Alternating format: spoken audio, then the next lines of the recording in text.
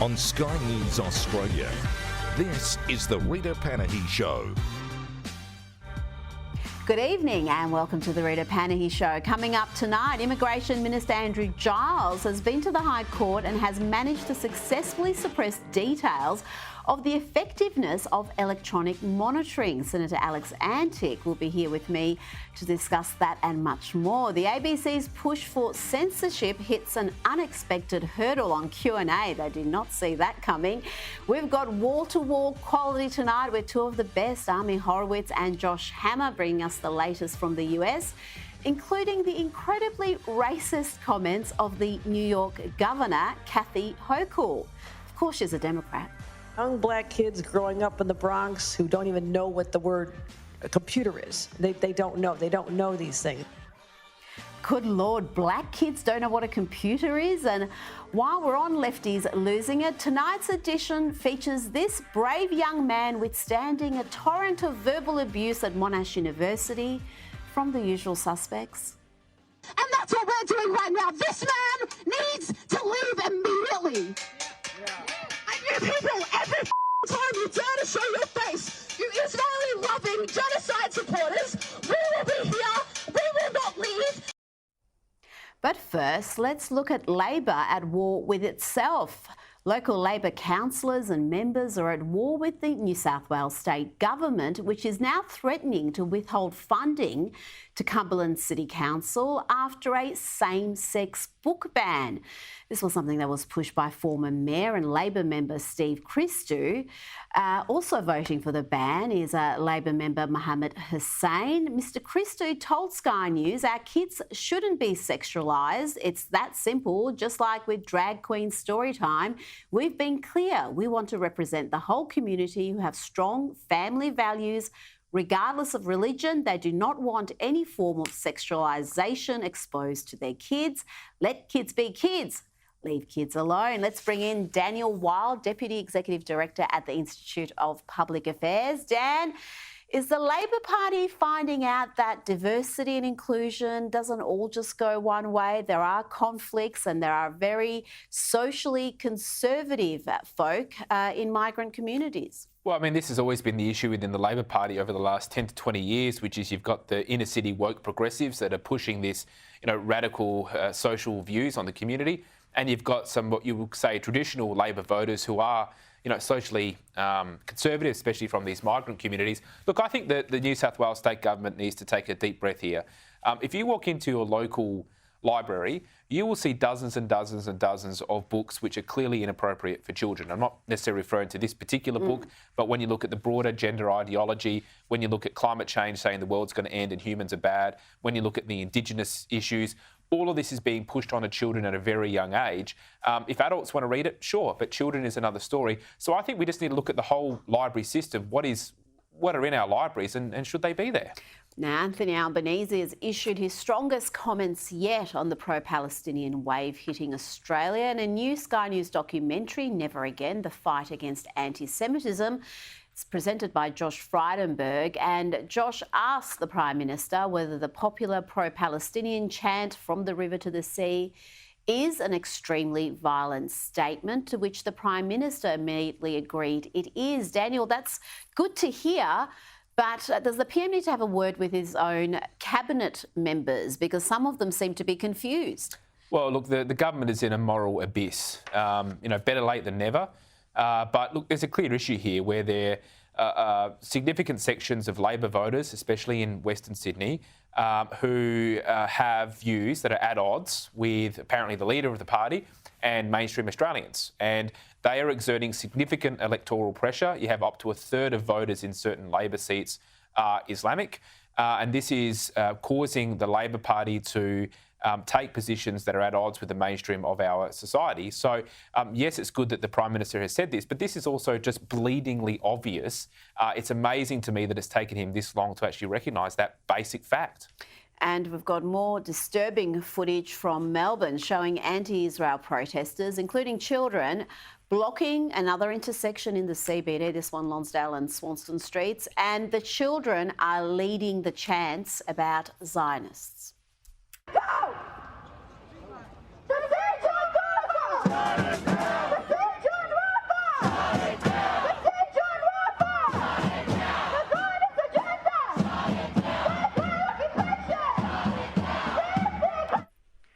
So we've got two issues there, the use of children, and we're seeing that more and more, children who surely can't understand what they're saying and what they're being encouraged to push.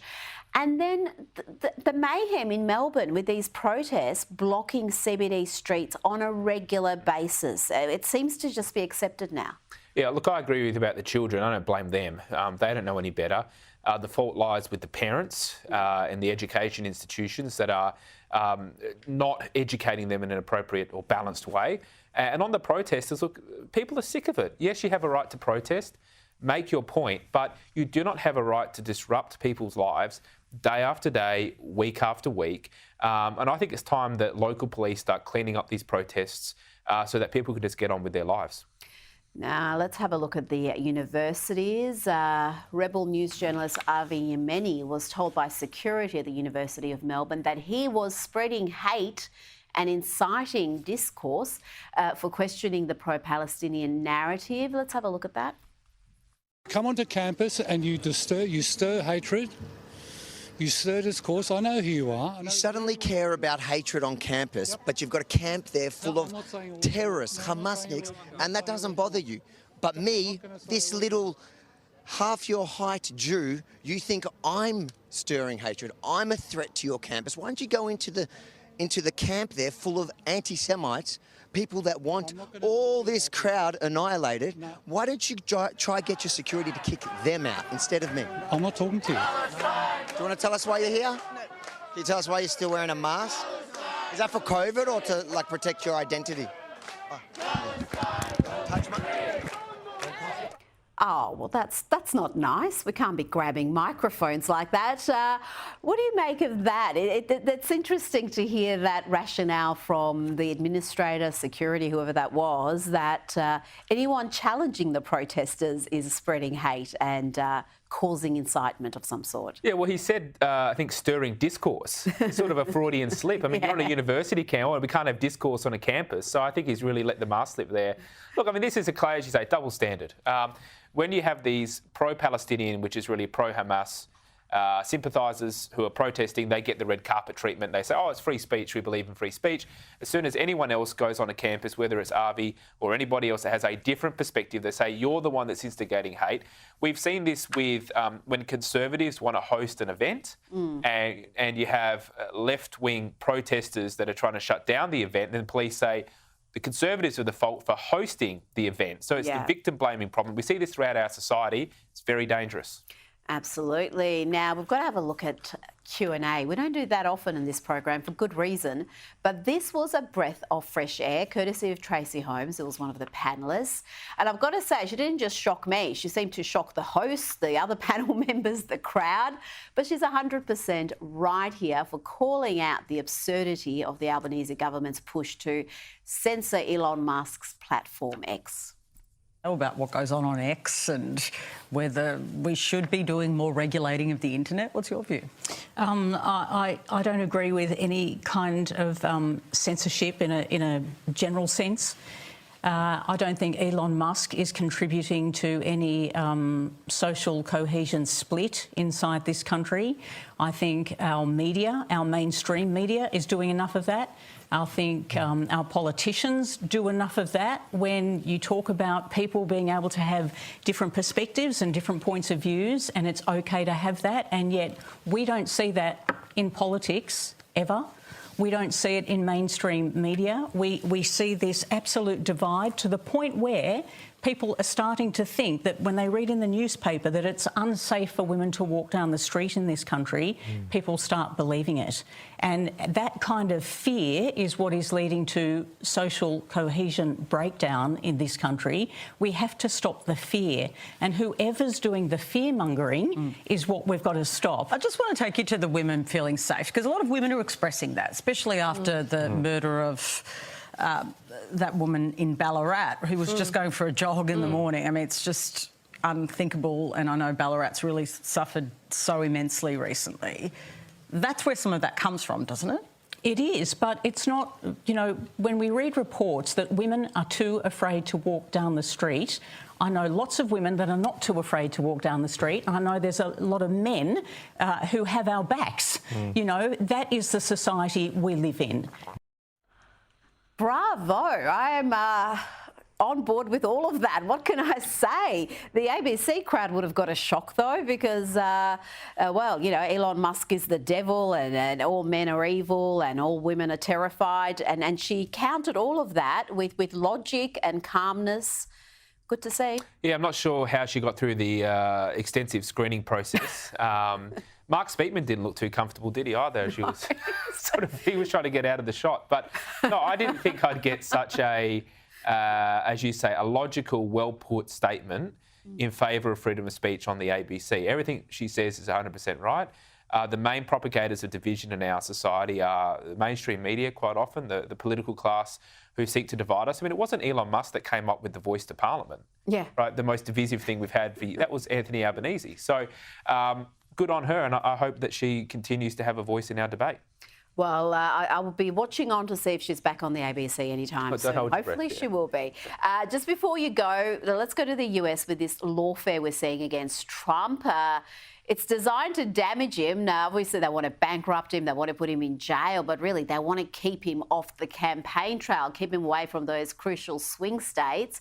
And this is what he had to say about the gag order and the trial being extended by another 2 to 3 weeks.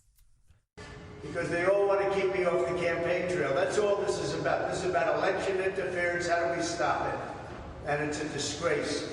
And then you have the other thing that maybe is even more disgraceful is the gag order, where I can't basically, I have to watch every word I tell you people. You ask me a question, a simple question, I'd like to give it, but I can't talk about it. Because this judge has given me a gag order and said you'll go to jail if you violate it. And frankly, you know what? Our Constitution is much more important than jail. It's not even close. Dan, what do you make of his claims of political interference? Well, it is political interference. You know, if you have a look at the polling, the real clear politics average, it's got Trump winning at the moment by a bigger margin than in 2016. Now, who knows what will happen, but clearly the left are desperate to stop there being a proper debate because Trump is an effective campaigner and he cuts through. And Biden can barely string a sentence together. Dan Weil, thank you so much. Thank you. Now to revelations that embattled Immigration Minister Andrew Giles has successfully suppressed details of the effectiveness of ankle bracelets used to monitor some of the former immigration detainees. In November, the Albanese government, together with the coalition, passed laws that should see these detainees wear ankle bracelets and obey curfews. But as we know, that has not been fully implemented, not by a long shot. Let's bring in Liberal Senator Alex Antic. Alex, what do you make of the Immigration Minister's suppression order here? And what about the argument he's putting forward that this is to stop the detainees from breaching these orders? Well, Rita, and of course it's before the courts, so I don't seem to make too many comments about the actual proceedings, but the application itself and the position the minister's taken is quite extraordinary. I mean, these things in secrecy provision terms are always for our safety, aren't they? I mean, we know that's exactly what we heard last week with the E-Safety Commissioner, and here we hear it again in a different format.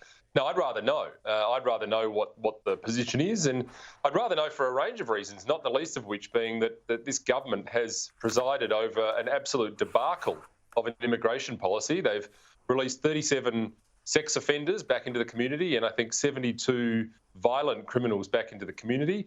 They've had to patch over the cracks with an amendment to the Act, and they've got another one sitting around now. It's just gone before a committee that I'm involved in.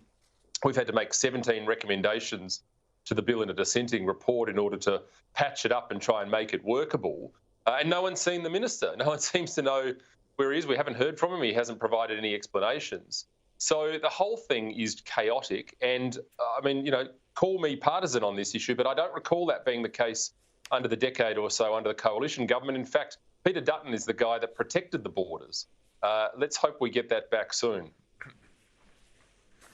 Now, do we have clear data yet on how many of these criminals released from immigration detention have ankle monitors? How many are abiding by curfews?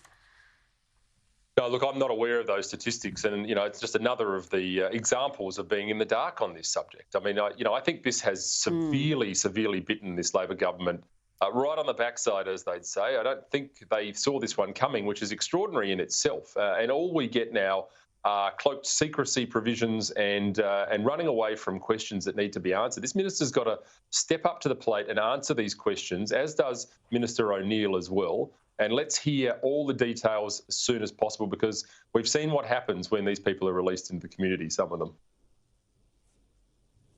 Now, Alex, to the federal budget and revelations from the RBA governor yesterday that the Reserve Bank is still on high alert for inflationary pressure, indicating that rates will remain high for some time and that the next rate move may be heading up, not down. That's terrible news indeed for home buyers. How much inflationary pressure is in Labor's budget? It's been described as an expansionary budget. And is that what we need in the current environment? Well, this is the third one, of course, of this government, and we're now seeing extraordinary numbers that are coming out, extraordinarily bad, I should say, coming out of the economy. Inflation in the form of 10% on food, 17% in relation to housing, and I think 26% in relation to insurance. And then you've got energy costs on top of that because of these reckless net zero loving energy policies on top of that. So, look, it looks as though the RBA is priming itself for another interest rate rise. Potentially, we don't know. But ultimately, this is just another indicator. The red line indicators on how the economy is performing are terrifying. People are struggling, families are struggling, and this government does not have the answers. All it does is spend $209 billion of spending over the last 2 years, in addition to what we were told. This is a major, major problem, and I don't hold too much hope for this budget, I've got to tell you. Now, big news this week with pharmaceutical giant AstraZeneca withdrawing their COVID vaccine globally. A number of countries already had bans in place, but this is a significant development. And after years of denials, AstraZeneca has admitted that their COVID jab can cause serious side effects, including, in rare cases, fatal blood clots. Let's have a quick look at the evolution of that narrative surrounding the vaccine. We can say that, yes, blood clots are happening after vaccination, but they're almost certainly not caused by the vaccinations.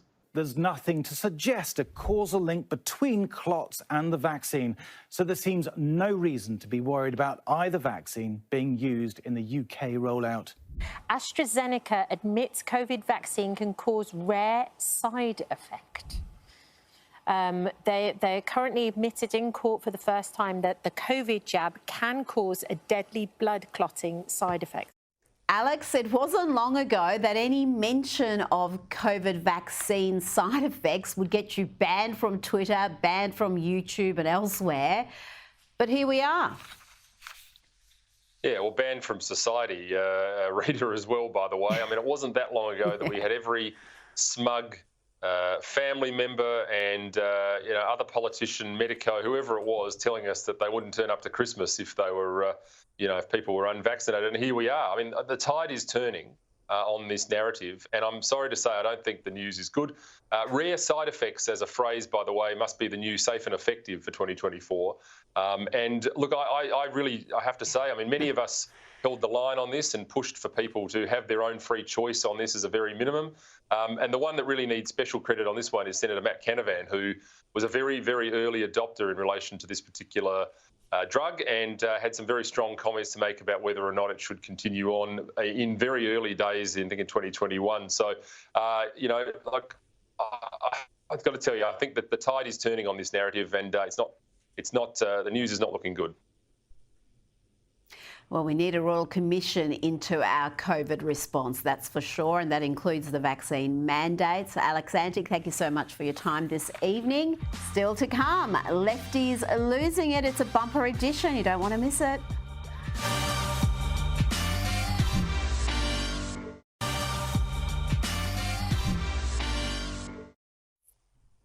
Welcome back. Now it's time for Lefty's Losing It. Time to check in on Vice President Kamala Harris, or should that be Mamala? Here she is, asked about Hamas and a ceasefire deal, but her response is shrimp and grits. I wish I was kidding. Madam Vice President, Hamas has accepted a ceasefire deal. Hamas has accepted a ceasefire deal. Your reaction? What are your thoughts on Hamas accepting a ceasefire deal? She said shrimp and grits. If you wanted to know shrimp and grits, that's full quote there. Wow. Now to another Democrat woman doing the sisterhood proud. I'm just kidding. It's another embarrassing lefty losing it. Take it away, New York Governor Kathy Hochul, with this wildly racist comment. Young black kids growing up in the Bronx who don't even know what the word computer is. They don't know. They don't know these things. And I want the world to open up to all of them, because when you have their diverse voices innovating solutions. She thinks kids in the Bronx don't know what a computer is. Has she been to the Bronx? I mean, talk about the bigotry of low expectations. Gross.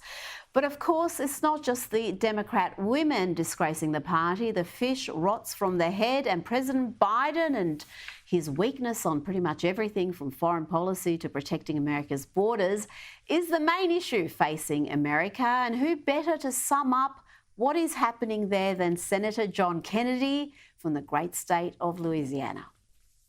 Biden, with respect, he is old. He is weak. He knows he has to have the Hamas wing of the Democratic Party to be reelected. He's scared, as my dad used to say. He's nervous as a pregnant nun. Succinct and accurate. Before we bring you some local lefties losing it from right here in Melbourne, let's see how our favourite trans activist Jeffrey Marsh is doing.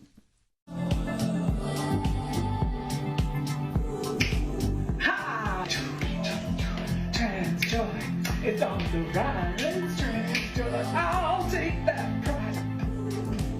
So much joy, so much trans joy. To Melbourne now, and the hostility Jewish students are facing on college campuses.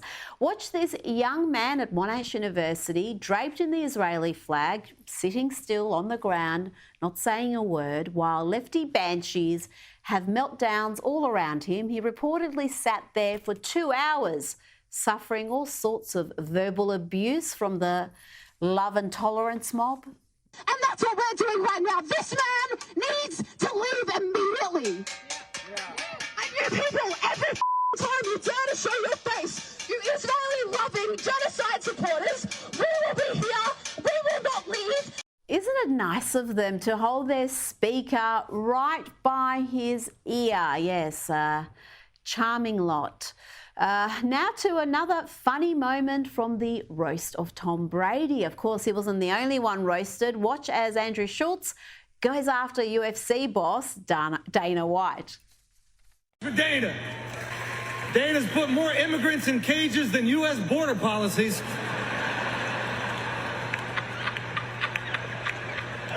Dana is a skinhead genius. He found a way for minorities to beat each other up. Isn't it great to see something actually funny and non-woke on Netflix? More please. And while we are enjoying satire, let's have a look at the work of this comic, Lyle Culpepper, mocking the college campus soy boys. As you know, most of the encampments at UCLA have been torn down. There are still some survivors, and we desperately need humanitarian aid. We need water bottles. We need vegan food. We need gluten-free bagels. We need banana-free bananas, if you have them. Stop it. Stop. We need first aid kits. If anybody has enriched uranium, that would be super helpful. Or weapons-grade plutonium. If you have a free-range rocket launcher, we need a rocket launcher. If anybody has those old SS uniforms from the 40s, we need those. We need wheelchair-accessible paragliders for some of our disabled comrades. Oh, guard towers. We need guard towers. If anyone's been to Poland and they can get their hands on some guard towers. Really hope he got his hands on some of those banana-free bananas. Now, regular viewers would know I love the great state of Florida, and when I see videos like this, I like it even more. The police down there in Florida have started doing some post-arrest content, and it's as good as you can imagine. Here is the sheriff from Polk County. So we extracted him from the vehicle. He's not a sovereign citizen, but he's from New York. And that's what he told us. Florida law doesn't apply to me. I'm from New York. Well, he found out that Florida law does apply to him. He went to jail. He fooled around and found out, you know, FAFO. You can also use other words if you want to. So he's in jail for being stupid. So if there's those out there that think they don't have to comply with the law and don't have to listen to the lawful request of a law enforcement officer, you too will get a ride to the county jail. FAFO lessons right there. Not to be outdone, St. Lucie County are also bringing us some 24-karat gold. St. Lucie County Sheriff Keith Pearson. Earlier today, Elijah thought he's going to drive through St. Lucie County in a stolen vehicle and get into a car crash, working closely with the Florida Highway Patrol, not only on the sea, but on land. Elijah's now in custody. Our message is this to criminals. Not in St. Lucie. Not in St. Lucie, Elijah, not in St. Lucie, but the other counties will have to bring their A game to outdo Santa Rosa County. This is one of the best places on earth, the Florida Panhandle, and home invaders there are an endangered species. His bond's $157,500, and I want to say, as to the person, we don't know which homeowner shot at him. I guess they think that they did something wrong, which they did not. If somebody's breaking in your house, you're more than welcome to shoot them in Santa Rosa County. We prefer that you do, actually. So whoever that was, you're not in trouble. Come see us. We have a gun safety class we put on every other Saturday, and if you take that, you'll shoot a lot better, and hopefully you'll save the taxpayers money. Now, you can't explore the world of lefties losing it without encountering dangerous levels of cringe. So keep that in mind as you watch this offering from Harvard medical students. My notes, but my knowledge ain't fleeting. Space repetition, give me something to believe in. Pass all my tests, but I just skim the reading. In the food chain, we're the ones that eat you. Harvard Med, ain't no bottom feeder. MD stands for my demeanor. Ask permission before I ever greet you. Does it radiate? Does it come with strain? Scale 1 to 10, can you rate the pain? When I knock the door, you ask who is it? You can check my code, it'll spell my name. Yeah. Yeah, you're messing with some Harvard MDs. Found my best friends for life from this Harvard MD. Giving everything we got for this Harvard MD. Now from the top, make it drop, come get your Harvard MD. You got your offer, now say yes to this Harvard MD. We're talking doc, that's a Harvard MD. You deserve the spot, you got future Harvard MD. There's some docs in this house. There's some docs in this house. There's some docs in this house. There's some docs. I think what I took out of that is to never get sick. And Columbia medical students have also joined in this trend. Let's come explore. Really gotta come up to New York. Bring meds over here. You know where to go next year. Bring meds, you've arrived. Other schools can't match the vibe. Like the way we do it, so get to it. Time to make a move. And more lefties losing it. The annual Met Gala on Monday exposed a rift within the left. The celebs were called out for the opulent displays and parties and accused of only virtue signalling on political causes. Pro-Palestinian protesters even attempted to storm the Met Gala red carpet. They were not successful, but they did call out the gala's A-lister attendees on what they said was the hypocrisy of partying in over-the-top fashion as people starved in Gaza. Let's bring in documentary filmmaker and commentator Ami Horowitz. Ami, what do you make of this clash? How much have the celebs received in the form of abuse for this partying at a time where many of them are outspoken on this issue, but they're not letting it spoil the party? Yeah, you know, the gala theme was a short story by J.G. Ballard, The Garden of Time. I don't know if you guys have read that story, but it's deliciously appropriate. It's essentially a story about this kind of fancy family that lives in this magical world, and there's a mob approaching. And the only way they can stop the mob is by snipping these flowers. Every time they snip this flower, it freezes the mob for a short period of time, and then they reanimate and continue their charge. Eventually, they run out of flowers, and they overrun this fantasy land. Unbelievable how appropriate this is. The cultural elite of the Met Gala and the Palestinian protesting mob that approached, and I was with that mob, and they kept snipping flowers. They kept saying, oh, no, we agree with the Palestinian protest, snip. No, we are against Israel, for sure, snip. We're against capitalism. No, we're down with taking down capitalist socialism, snip. Until they ran out of flowers. And the mob said, enough is enough. We're going after the cultural elite. It's exactly what they did. I was with them when they were yelling, we're going to eat the rich. We're going to eat the people at the Met Gala. We're going to kill them. This is the words they were saying. The revolution came to eat its own. And eventually they were stopped, not because the people at the Met Gala, but because the brave men and women of the NYPD stopped them. But it was insane how appropriate and close in story this was. Oh, goodness me, I didn't know you were right there with them. I'm surprised you're with us because last week you were beaten up by these protesters and just the vibes there on the red carpet. It was very Hunger Games. Some of it was frankly bizarre.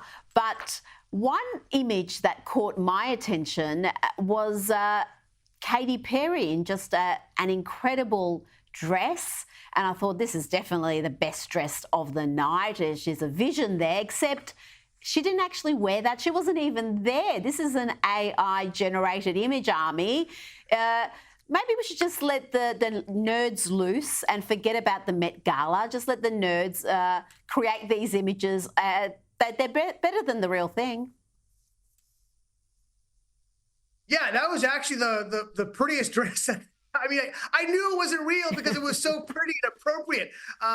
It wasn't, again, there's like, you're right, at Hunger Games, like they're out of Pan Am, what they're wearing. It's total insanity. No, one would think that wasn't real because it was actually a very, very nice dress. But yeah, that's the world we live in. AI wasn't even there, so be it. I'm not bitter. Not that I wanted to be invited. I did want to be invited, but I wasn't, of course, and I never will be. Now, rapper Macklemore has dropped a pro-Palestinian tune called Heinz Hall. He's going to be donating the proceeds to UNRWA, like they need more money. Have a listen. Yeah. The people, they won't leave. What is threatening about divesting and want a piece? The problem isn't the protests, it's what they're protesting. Nah, this isn't really a massive surprise from someone like Macklemore. This is the outfit he wore on tour a while back. He had to apologise for that one. What's going on with this guy?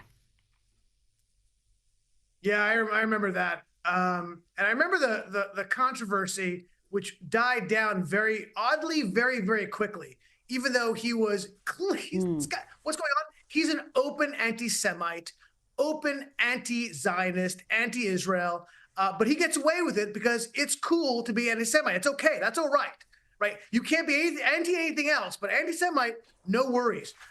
Yeah, of course, he had a fake apology. Oh, it wasn't really what I was intending. Yeah, he's trying to convince us he's a fake rapper, also trying to convince us he's a fake anti-Semite.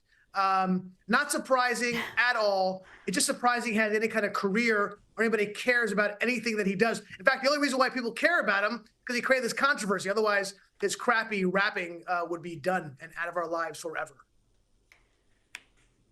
Well, the Anti-Defamation League actually defended him when that picture came out, one of their chapters, which is incredible. The ADL's completely lost the plot.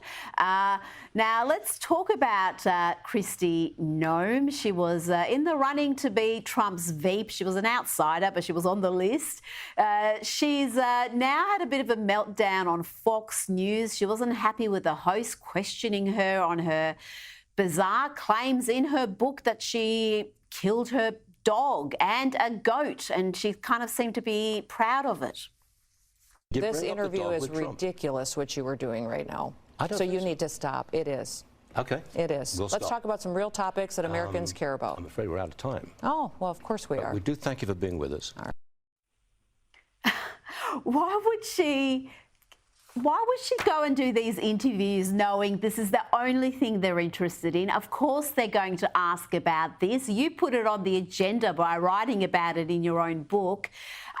She seems to be terribly advised. This is not how to handle a crisis. No, I don't know if she's just bad at this. Look, the fact that she's even can smell the VP list is a problem. Like it reminds me of, I can see Russia for my house, like that level mistake on VP pick. No, she wants this VP. She wants to be VP badly. It would be a massive, massive mistake. I mean, do you remember she was talking about how she met Kim Jong-un, right? She wrote in her book, and then she claimed that, when it was brought to my attention, I took it out. What does that even mean? You wrote it. You put it in. You approved the drafts. You said you met Kim Jong-un, maybe in a dream, maybe in a fantasy land. I don't know. She's legit crazy. She cannot be. Look, if you are Joe Biden or a Democrat, you want her to be VP because she will drag this ticket down. Well, her image has taken a battering indeed. Before this episode, she was doing pretty well as governor. You look at what's happening in her state, and most of it's travelling in the right direction. But yeah, this has been a bit of a revelation. Ami Horowitz, thank you for your time. Always a pleasure. Still to come, another iconic organisation infected with wokeness, and it's gone pear-shaped very quickly. I'll speak to Josh Hammer next.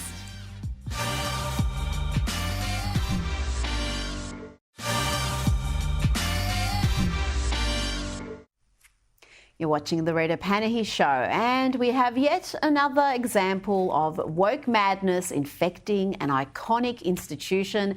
The Boy Scouts in America has decided to rebrand as Scouting America in an effort to appear more inclusive. Here's the CEO. Sends this really strong message to everyone in America that they can come to this program, they can bring their authentic self, they can be who they are, right, and they will be welcomed here. Let's bring in Senior Editor-at-Large of Newsweek, Josh Hammer. Josh, what do you make of this? The CEO says he's doing it to boost membership, but the reception today has not been positive. You know, Rita, it's literally in the name of the organization. I mean, it is in the name of the organization, the Boy Scouts of America. It should be a necessary condition to be a Boy Scout, to be a boy, to have an XY chromosomal structure, to have all the various physical manifestations of manhood, the likes of which would have been relatively uncontroversial in this country or in any other country around the world, for that matter, as recently as probably 10 to 15 years ago or so.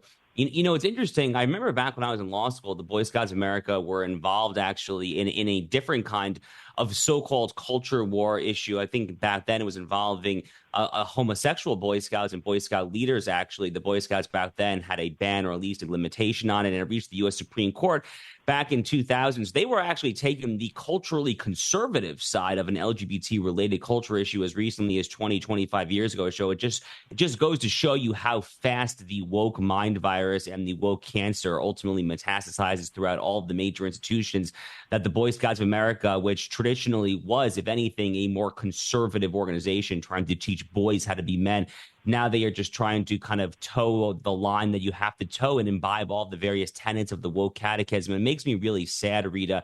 Obviously, when you get to the point where you are literally just eradicating any differences between male and female, ultimately, what do you stand for as a society? But that really is where the West has fallen to at this point. Now to an almost comical claim from Biden's press secretary, Karine Jean-Pierre. Apparently, violent crime in the US is at a 50-year low, and Americans are now much safer under Joe Biden. Under this president's leadership, President Biden, violent crime is at a nearly 50-year low.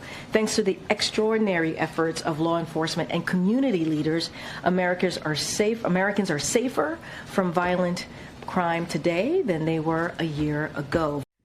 But Josh, something about that doesn't seem to stack up. What else, I wonder, could be influencing those crime stats?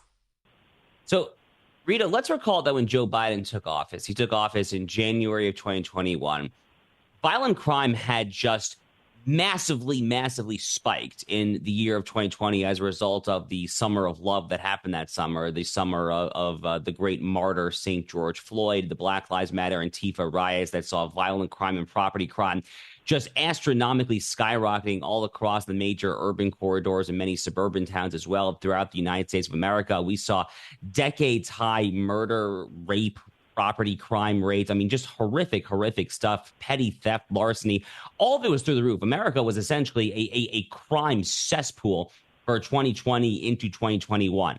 So that is relevant when you're talking about crime decreasing, because it's all relative to where you started. So, crime has been decreasing over the past year and a half or so of Joe Biden's presidency, but decreasing from what? I mean, decreasing from a catastrophic baseline. And then getting aside from the national average for a second here and just focusing on the major cities that matter, focusing on New York City, Chicago, Los Angeles, San Francisco. In these cities, violent crime, property crime have never actually been higher than they have than it is currently right now. Los Angeles, New York City, you name it. I just got back, actually. I was in New York for a wedding just over the past week or so. Virtually everyone I talked to there, they're not even going on the subway at this point because they are genuinely just afraid for their lives of getting pushed into an oncoming subway car from a so-called innocent bystander there on the New York City subway.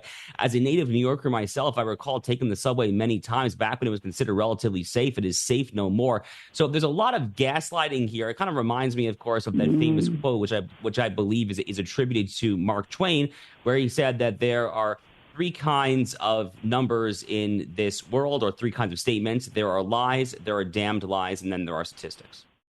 Now, Josh, to New York Governor Kathy Hochul, a Democrat, of course, she's proven again how bigoted the left can be. She actually said that black kids in the Bronx don't know what the word computer means. Have a listen.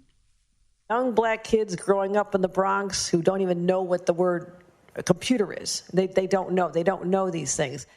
It's just an incredible thing to say, Josh. Has she ever been to the Bronx? Has she met any black people? This is the bigotry of low expectations. Yeah, and you hit the nail on the head there, Rita. I mean, this is the so-called soft bigotry of low expectations. That's the line that George W. Bush famously used, and he was spot on. It was one of the most memorable lines that President Bush probably ever said, frankly, was this notion of the soft bigotry of low expectations, which really imbues the entire idea of affirmative action as well, which the U.S. Supreme Court finally undid in the Harvard and University of North Carolina litigation last summer. Justice Clarence Thomas, who himself, of course, is a black man and a very conservative and originalist constitutionalist at that, one of the many reasons that Justice Thomas has repeatedly invaded against and decried America's affirmative action and identity politics regime, more generally speaking, is exactly this notion. Now, when you have affirmative action, these programs, you will have black people that inevitably get into successful universities, into prestigious schools, into successful positions of power in the corporate world, and they're going to have this scarlet letter. They're going to have this potential badge of inferiority because of this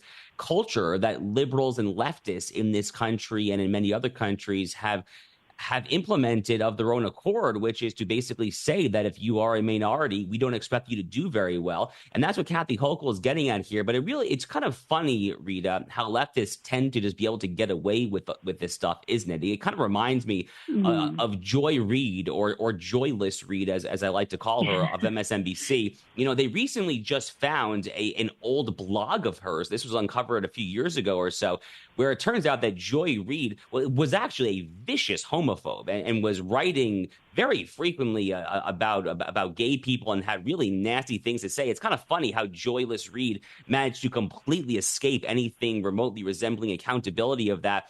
Speaking of MSNBC, how can we forget Al Sharpton, her fellow host there on MSNBC? Bear in mind the pogrom that Al Sharpton starred in Crown Heights, Brooklyn, that led to the death of the Australian Jewish man Yankel Rosenbaum back in 1991. Al Sharpton has never paid for inciting that pogrom on MSNBC. So it's funny how the rules of the road are very different, Rita. If you are a Republican in the United States, if you are Donald Trump, you find yourself in court for the pettiest imaginary non-faux crimes imaginable. If you are a Democrat saying extraordinarily bigoted things, you just kind of brush your shoulder off. It's no big deal, and you go on like life is normal. Finally, Josh, Fox News host Sean Hannity has followed in your footsteps, has announced he's done with New York. He is now putting his Long Island home on the market. He's already made the move to Florida. And there has been a mass exodus from so many blue states to red states. Democrat policies causing all sorts of havoc in cities in California and New York. What do you make of this shift? What does it say about these progressive policies? We've seen so many people move to states like Texas, Florida, Tennessee. Yeah, they really are. So, Sean, welcome to Florida. I mean, Sean has already spent a lot of time here in Florida. So this is not exactly a new state for him, but I guess it'll be new as a permanent or at least tax permanent residence for him. Look, we have, an exploding scene here of various other conservative commentators, conservative politicos such as myself. On a very personal note, Rita, I'm friends with these people. These are my friends. This is who I get drinks with, I get dinner with. We all go out and socialize together. Florida really has become kind of a burgeoning scene for conservatism in America. But more generally speaking, just looking at the migration patterns, which you're getting at here, the numbers don't lie. I mean, the 2020 census, America has a decennial census once every 10 years. The 2020 census is the last census for which we have data. Red states in America gained. Texas gained 2 seats. Florida, Tennessee, the Carolinas. These states all gained seats. What were the states that lost seats? New York, Connecticut, Illinois, California. California actually lost representation in the census and thereby also lost congressional seats, Rita, for the very first time since California became a state roughly 170 years ago or so. So, I mean, that really says all you need to know right up there. They literally ran out of U-Hauls to move people out of California in 2022, the last year for which we have data on this point. People are flooding into the Sun Belt. They're flooding into states like Texas, Florida, Tennessee, the Carolinas, because people just want good governance. They want sane policy. They want their parents to be in control of their children's curricula when their kids are at school. And, I'm biased, Rita, as a Floridian, but perhaps above all, people just want nice, warm weather as well. Josh Hammer, thank you for your time. You bet. Thank you. That's it from me. I'll see you at 11 tomorrow. Up next is Newsnight.